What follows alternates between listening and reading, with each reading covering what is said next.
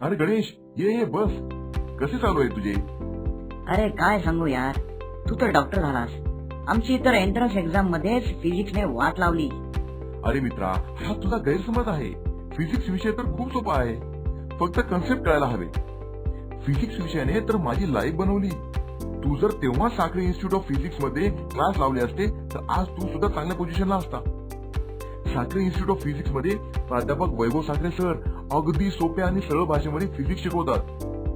त्यासोबतच कठीण फॉर्म्युले, derivation, expression लक्षात ठेवण्याच्या ट्रिक्स सुद्धा सांगतात.